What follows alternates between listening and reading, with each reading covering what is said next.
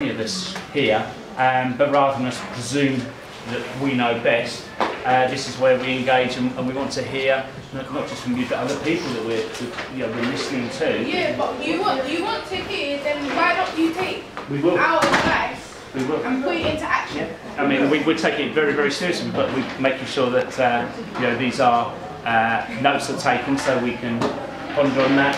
We will talk about that. We will be challenged by Councillor Hearn.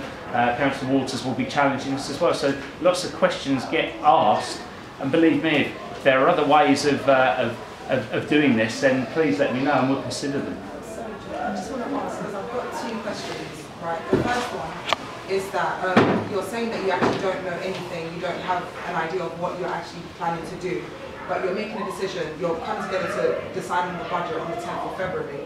And you're asking these young people to actually give you ideas of what you expect them to do. But in your consultations, you haven't actually said what your plans are, so they can't actually say to you, this is what we think you're going wrong or what you're doing. What you've actually given to them is ideas of, we want to help you, we want to improve this, we want to do this, but you haven't actually given us any specific proposals of what you plan to do. And I've sat here for an hour, I've got an important meeting to go to, but it's just shocking that we've been here for an hour, these young people have told you what their opinions are and what their thoughts are, and still there's nothing to actually say, this is what we plan to do in the service. And I personally do not believe that you have no idea, considering that you're making decisions within 2 weeks, because Kevin has basically said, we're contacting organisations, we're doing this, we're doing that, which means that you actually have an idea of what you're planning to do, but you're choosing not to disclose that to the young people. You've given us a vague consultation, which doesn't give us anything. So you can't consult people on something that doesn't tell them anything. You need to actually tell them what is it that you're actually planning to do. What do you plan to do with the youth services?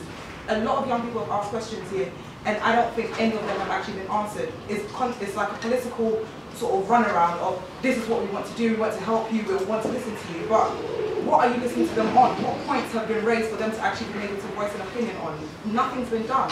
So sorry you feel like that. I think we've been trying to answer the questions as best we can. I think, Jill, can I ask you, because I think the question's the right one, about how might you then prioritise the money and funding that you do have around that service? So I think that's a question, because clearly we have to think about the strategy and how that goes forward with the strands that we'll be looking at. Jill? What is the strategy? Yeah. So, I mean, at the moment, what we're going to be doing is pulling together a youth strategy, and we want to come out and involve young people in what those priorities should be. So we're going to be looking at what are the outcomes for our young people in Harrogate. Want me to talk or? Sorry, but shouldn't that have been done prior to the budget actually being decided? Because if you're basically going to make a decision on the budget on the 10th of February before creating a new strategy, shouldn't that have been done before? Because once you've made the budget decision, that decision has been made, and you're putting that before the full committee to agree that. So we will make the decision on the budget, but we won't make the decision on how we're going to spend the money we've got left. And that's why we've come to talk to you. It makes sense doing it the other way round. Young people are worried about. It makes sense deciding where you're going to spend the budget first before deciding what the budget is. It's like saying, I want to go shopping for food for the week, with not actually thinking what you want to buy. You can't say, alright, I'm going to spend £50 shopping this week, then go to the shop and then be like, oh, hang on a minute. Actually, most people do go shopping thinking, I've got the budget. This is not you have a general idea. You know about your mandatory expenses. You know about your mandatory expenses. You know what to spend.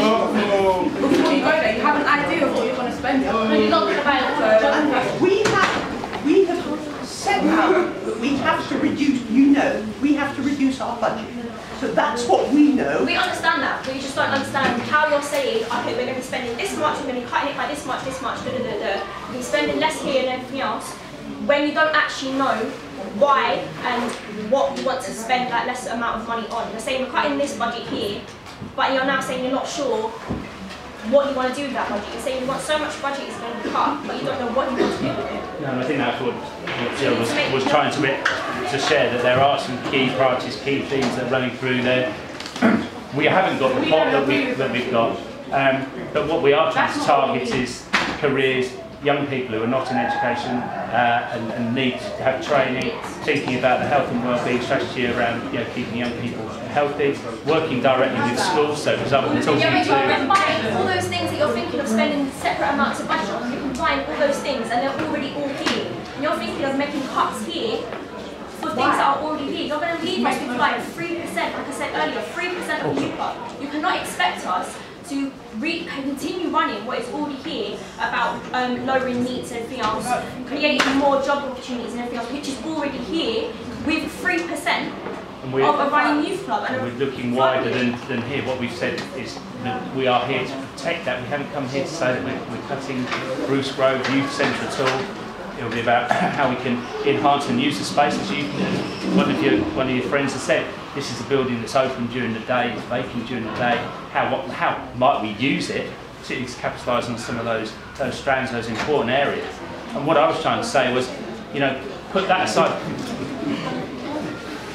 I'm trying to answer the question that needs and training and young people, careers, the vulnerability. Actually, you know about them when they're about 14. What can we do better to get better outcomes for young people?